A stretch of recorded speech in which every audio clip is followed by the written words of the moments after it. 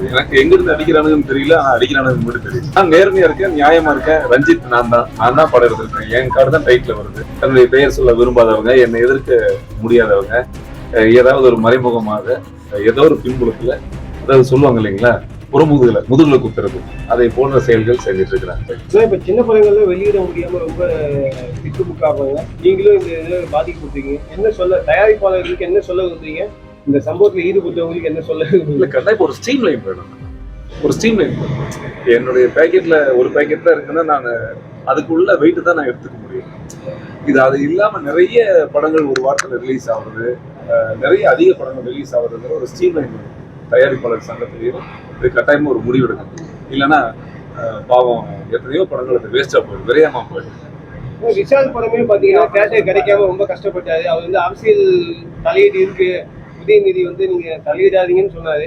இதை பத்தி நீங்க என்ன நினைக்கிறீங்க? உங்களுக்கு அந்த மாதிரி அரசியல் தாக்கம் பாதிப்பு இருந்துச்சா? சரி, எனக்கு எங்க இருந்து அடிக்கிறானுன்னு தெரியல, ஆனா அடிக்கிறானுன்னு மட்டும் தெரியும். அவருக்கு அது ஒரு ஆள்னு தெரியுது, எனக்கு எல்லாருமே அடிக்கிறாங்க. நான் எங்க இருந்து வராங்கன்னு தெரியல. நான் நேர்மையா இருக்கேன், நியாயமா இருக்கேன். ரஞ்சித் நான் தான் படம் எடுத்திருக்கேன். என் கார்டு தான் டைட்டில் வருது. நான் எங்கேயும் நேரா பேசுறேன். எனக்கு யாருமே இல்லை, நான் மக்களை நம்பிதான் இருக்கிறேன். ஆனா சில பேர் தன்னுடைய பெயர் சொல்ல விரும்பாதவங்க, என்னை எதிர்க்க முடியாதவங்க, ஏதாவது ஒரு மறைமுகமாக ஏதோ ஒரு பின்புலத்துல, அதாவது சொல்லுவாங்க இல்லைங்களா, முதுகுல குத்துறது, அதை போன்ற செயல்கள் செஞ்சுட்டு இருக்கிறாங்க. அடுத்த படம் இயக்க போறீங்க, நடிக்க போறீங்க? தெரியலக்கன்னா நிறைய பேர் கதை சொல்லியிருக்காங்க.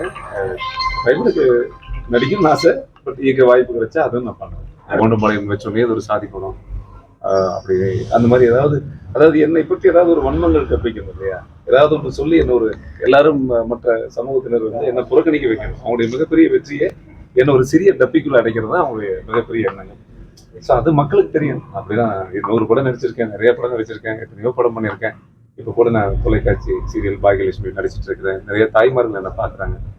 மற்ற எந்த தாய்மார்களும் என்னை வெறுக்கிற அளவுக்கு நான் என் வாழ்க்கையில் ஒருபோதும் நடந்துக்க மாட்டேன். அது உறுதியாக சொல்றேன். ஆணவ படுகொலைக்கு சாமி, இது எமோஷன் தான். ஆணவ படுகொலைங்கிறது எப்படி சொல்றதுன்னா, நான் இந்த படத்துல சொல்லியிருக்கேன், அது தீர்வை தான் சொல்லியிருக்கேன். ஸோ என்னன்னா, இப்போ எல்லாருமே ஒரு சாயம் கொடுக்குறது. இப்போ நேரடி தாக்குதலோ, நேராக ஒரு விஷயம் நடக்கும்போதோ, ஒரு காதல் நடக்கும்போதோ, பெத்த அம்மா அப்பாவுக்கு தான் அவங்க வழி தெரியும். நான் திரும்ப அதுதான் சொல்றேன். இப்போ நீங்க சாதாரண உங்க பைக் ஒருத்தன் திருடிட்டு போயிட்டு உடனே போய் அடிக்கிறது இல்லையா? உடனே அந்த கோவத்துல போய் யாரா என் பைக் எடுத்தவன், ஒரு செருப்பு காணாம போச்சுன்னா கூட எங்கடா இங்க ஒரு செருப்பு வச்சிருந்தேன் அப்படின்னு கோவப்படுறோம். தன் வாழ்க்கையே தன் பிள்ளை தானே, அவங்களுடைய சுவாசம் எல்லாமே அந்த குழந்தை. அப்ப அந்த குழந்தையோட எதிர்காலத்துக்கு ஏதாவது ஆகிற மாதிரியோ, அந்த குழந்தையுடைய வாழ்க்கை பாதிக்கிற மாதிரியோ இருக்கும் பொழுது பெற்றோர்கள் இருக்கக்கூடிய அந்த கோபமும் இதுவும் அக்கறையினாலதான் வர்றதுதான்.